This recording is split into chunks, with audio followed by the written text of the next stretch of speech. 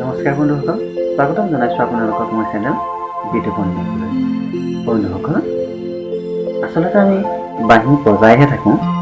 বাঁহীতনো আচলতে স্বৰ আমি কেইটা বজাব পাৰোঁ? আচল স্বৰ কেইটা? আচলতে স্বৰ কেইটা? এতিয়া কথাটো হ'ল, আমিতো প্ৰথম সা ৰে গা মা পা ধা নি, এই 7টা স্বৰকে আমি প্ৰথম চিনি পাওঁ। গতিকে সা মই দেখুৱাই দিছোঁ বাঁহীটোৰ সৈতে। এটা সৰু বাঁহী লৈছোঁ। সা ৰে গা মা, মা শুদ্ধ মা, এইটো আমি হাফ নোট মানে আধা ধৰিলে এইটোক কয় শুদ্ধ মা। আৰু যদি আমি সম্পূৰ্ণ এইটো খুলি দিওঁ তেতিয়াহ'লে এইটো হ'ব কি? তীব্ৰ মা। গতিকে মাৰ দুটা স্বৰ লাগে। 7ৰ পৰা আৰু এটা আমাৰ বাঢ়ি গ'ল নে? 7টা স্বৰ, সা ৰে গা মা পা ধা নি, এইখিনিলৈকে আমি 7টা পালোঁ। সা ৰে গা মা পা ধা নি সা, সাটো 8 নম্বৰ পৰে, কিন্তু সা ৰে গা মা পা ধা নিলৈকে আমাৰ 7টা স্বৰ হয়নে? সাটো আমি কোমলকৈ বজাব পাৰোঁ অকণমান। সা মুঠ স্বৰ আমাৰ 12টা। ৰে কোমল, গা কোমল, মা কোমল নহয়, মা এটা শুদ্ধ মা, আনটো তীব্ৰ মা।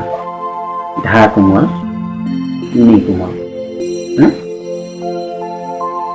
কেইটা পালো আমি? সা ৰে কোমল 7টা স্বৰ পাই আছিলোঁ আমি। ৰে কোমল 8টা, গা কোমল 9টা, মা তীব্ৰ 10টা, ধা কোমল 11টা আৰু নি কোমল 12টা স্বৰ পালোঁ। সপ্তক বুলি ক'লে আচলতে আমি 7টা স্বৰৰ সমষ্টিকে সপ্তক বুলি কওঁ।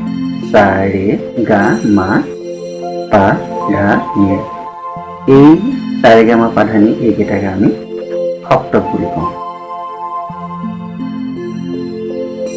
গতিকে আপোনালোকক মই এই কথাটোৱে ক'ব বিচাৰিলোঁ যে আমি এই 7টা স্বৰৰ উপৰিও আমি আৰু 5টা স্বৰ আমাৰ আছে, যিটো আমি ৰাগত বা কিছু কিছু গীতৰ ক্ষেত্ৰত আমি ব্যৱহাৰ কৰিব লগা হয়। প্ৰথম কথা হ'ল, যিটো আমি শ্ৰীবুৰঞ্জনী ৰাগ, সেইটোতো আমাৰ গা কোমল প্ৰয়োগ হয়। কোমল বুলি ক'বলৈ হ'লে কি হ'ব? কোমল স্বৰ আকৌ আমি কেনেকৈ বুজাম? গতিকে কোমল বুলি কোৱাৰ লগে লগে ইয়াৰ আধা, ৰেটো আধা, গাটো আধা। মাটোৰ যেনেকৈ শুদ্ধ মা হয়, কিন্তু গাটোৰ বা ৰেটোৰ যদি বা ধাটোৰ বা নিটোৰ যদি আমি আধা আধা এৰোঁ, তেনেহ'লে এইটো কোমল স্বৰ বুলি কোৱা হয়। এনেদৰে বুজায় কোমল স্বৰ বুলি কোৱা হয়। আমাৰ সপ্তকো 3টা প্ৰকাৰ আছে। সপ্তক 3 প্ৰকাৰৰ। এটা হ'ল মন্দ সপ্তক, এটা হ'ল মধ্য সপ্তক আৰু এটা হ'ল তাৰ সপ্তক। আমি যিকোনো এটা গীত যেতিয়া গাওঁ, সেইটো আচলতে আমি প্ৰায়েই মধ্য সপ্তকতে গোৱা হয়। যিকোনো গীতেই তাৰমানে আমাৰ মধ্য সপ্তকতে গোৱা হয়।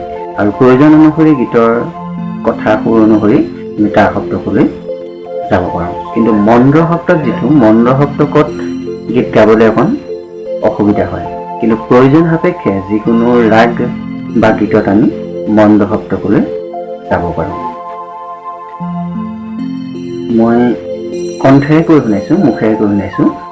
সা ৰে গা, এইটো আমি মন্দ সপ্তকতে গালোঁ, কিন্তু মধ্য সপ্তকত গালোঁ দেই, মধ্য সপ্তকত।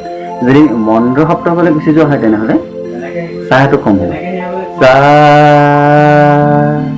মন্দ সপ্তকলৈ যদি নামি যাওঁ, নি ধা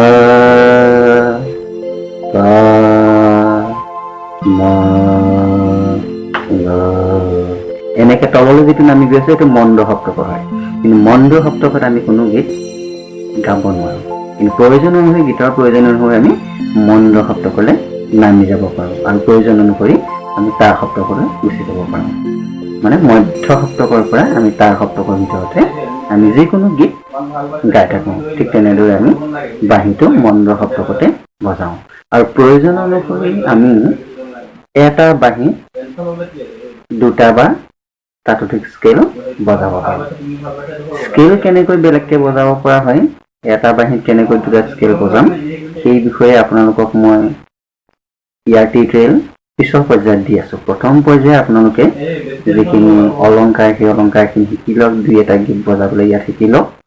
তাৰপিছতে এইটো মই লৈ আছোঁ চি চাৰ্পৰ বাঁহী। এই চি চাৰ্পৰ বাঁহীটো মই লৈ থাকিলে মই এই বাঁহীটোতো বজাই থাকিব পাৰিম, বা যি বাঁহীটোতো মই বজাই থাকিব পাৰিম। খালি ইয়াৰ যিটো চাহ, এই স্কেলত এই চাহটো বেলেগ এটা ফুটাত পৰিব, মানে বেলেগ এটা স্বৰৰ পৰা আহিব। ইয়াৰ চাহটো এই স্কেলত হয়তো পাৰ পৰা আহিব পাৰে, ধাৰ পৰা আহিব পাৰে, বা যি স্কেলত হয়তো পা পৰা আহিব পাৰে, ধাৰ পৰা আহিব পাৰে, মা পৰা আহিব পাৰে। মানে কথাটো সেইটোৱে আচলতে, আমি যদি যিকোনো এটা গীত চাৰ পৰা বজাওঁ তেনেহ'লে সেই গীতটো আমি সেইটোৱে, এইটো এফৰ বাঁহী। আমি এই চি চাৰ্পৰ বাঁহীটোত আমি চাৰ পৰা এটা গীত বজাওঁ, কিন্তু এফৰ বাঁহীটোত চাৰ পৰা এই গীতটো নাবাজে। গতিকে তাৰ স্কেলটো ল'বলৈ গ'লে কি হ'ব, এইটো পাৰ পৰা বজাব লাগিব গীতটো। পাৰ পৰা বজাবলৈ হ'লে কেইটামান টেকনিক আছে, সেই টেকনিককেইটা আপোনালোকক মই পিছে কৰি দি আছোঁ, সেই পিছৰ পৰ্যায়ত দি আছোঁ। আপোনালোকে মোৰ ভিডিঅ'খিনি চাই থাকিব, নিশ্চয় আপোনালোকে এই বিষয়ে গম পাব। তেনেহ'লে মই ইয়াৰ বিষয়ে আপোনালোকক ইমানখিনিকে ক'লোঁ। আৰু কিবা যদি সুধিব লগা থাকে তেনেহ'লে আপোনালোকে মোলৈ কমেণ্ট কৰিব, নিশ্চয় মই আপোনালোকক জনাই থাকিম। তেতিয়ালৈকে নমস্কাৰ।